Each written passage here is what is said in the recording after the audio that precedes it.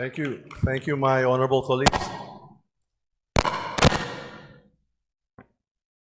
Distinguished deputy speakers, the majority leader, the minority leader, esteemed colleagues, honored guests, my fellow beloved Filipinos, today we assemble not merely to open another session of Congress, but to recommit ourselves to profound trust placed in us by the Filipino people. This chamber, the People's Chamber, stands as a testament to the enduring strength of democracy. Within these walls, we do not simply draft laws, we give life to the aspirations of a nation, and we shape the destiny of generations yet unborn. This gathering is a moment to reflect on our shared purpose, to serve as stewards of our nation's welfare, architects of its future, and guardians of its dignity. It is a reminder that leadership is not a privilege, but a responsibility, a sacred duty to act, to uplift, and to inspire. Leadership, as I see it, is not defined by the power we wield, but by the lives we change. It is measured not by the number of speeches delivered, but by the silent victories won in the hearts of our people. Victories of hope over despair, prosperity over poverty. In this chamber, our leadership must always be guided by a singular question: how does this serve the Filipino?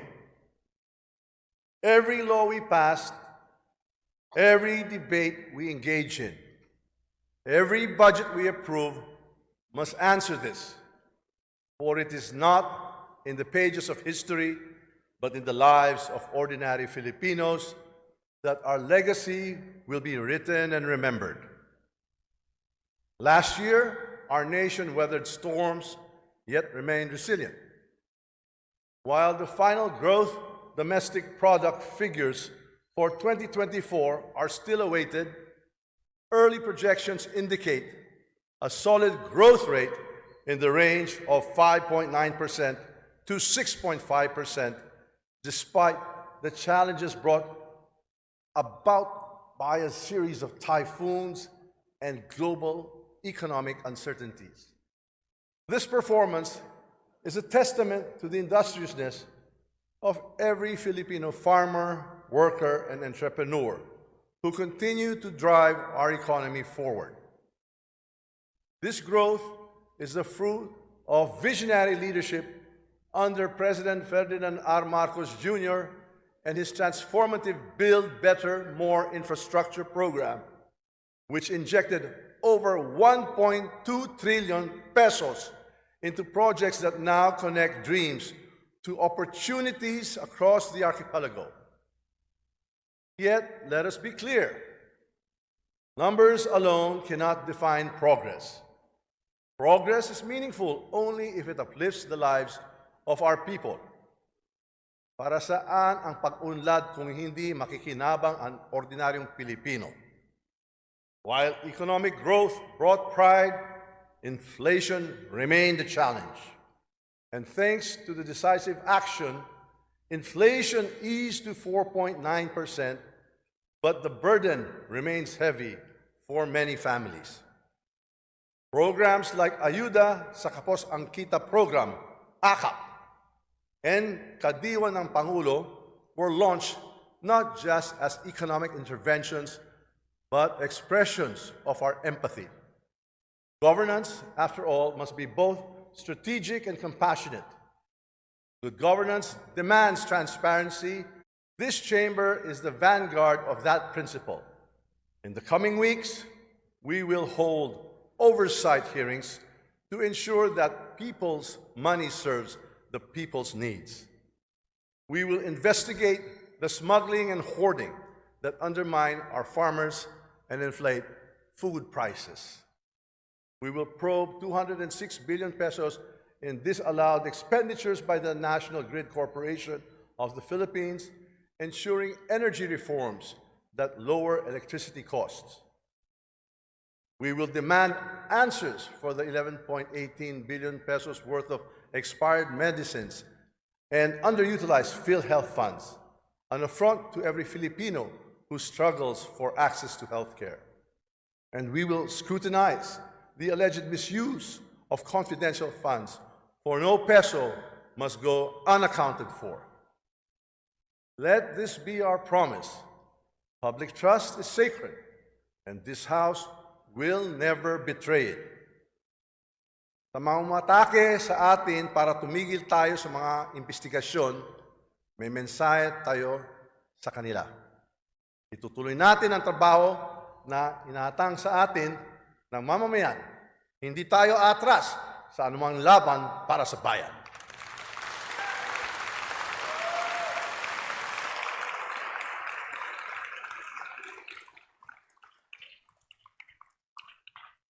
In 2024, the Chamber achieved an extraordinary milestone. 183 measures became laws. But true success lies not in the quantity of laws passed, but in their quality, how they change lives.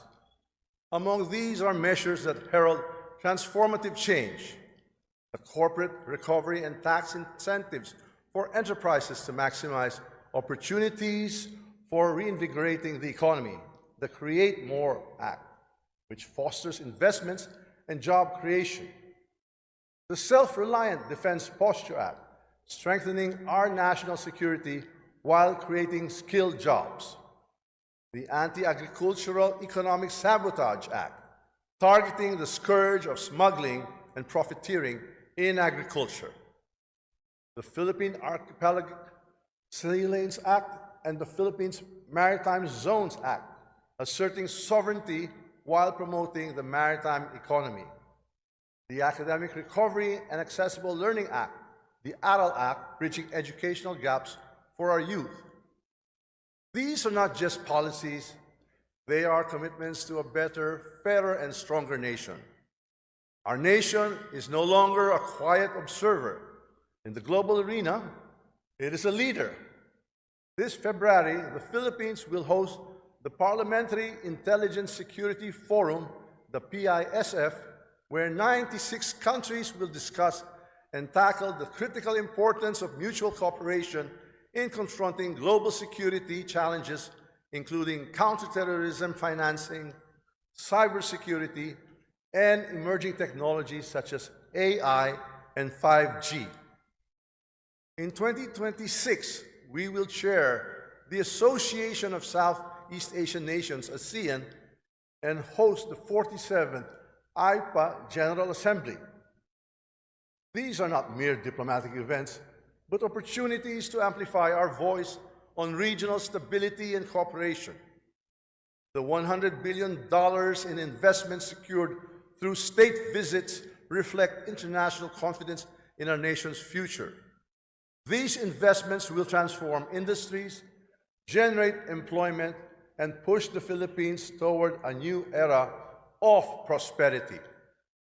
My dear colleagues, this is our moment to rise above partisan divisions and deliver for our people. Let history remember the 19th Congress not for its rhetoric, but for its resolve. Not for the titles we held, but for the lives we have uplifted. Let us legislate with empathy, govern with integrity, and lead with vision. Let us build a nation where every Filipino, no matter their station, feels the hand of government working for their benefit.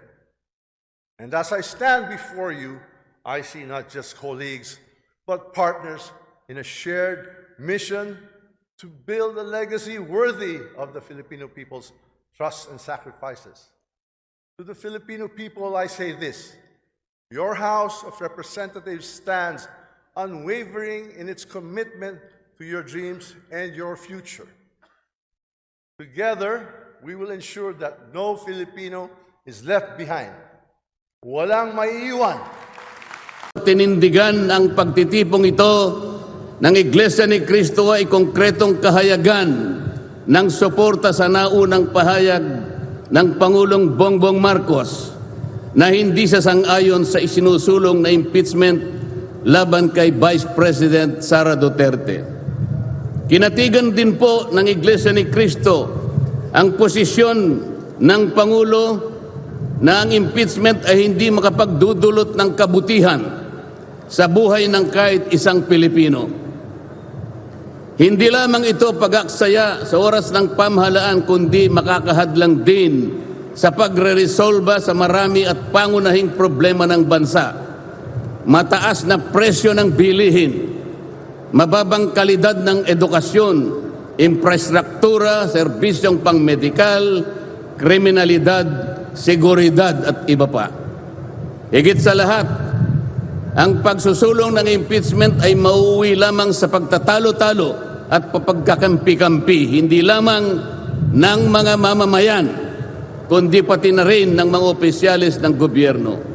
Ipinaalala rin na kapag nagtatalo-talo ang mga nasa pamahalaan, apektado ang taong bayan, at kapag magulo ang bansa, ang mga tao ang kawawa.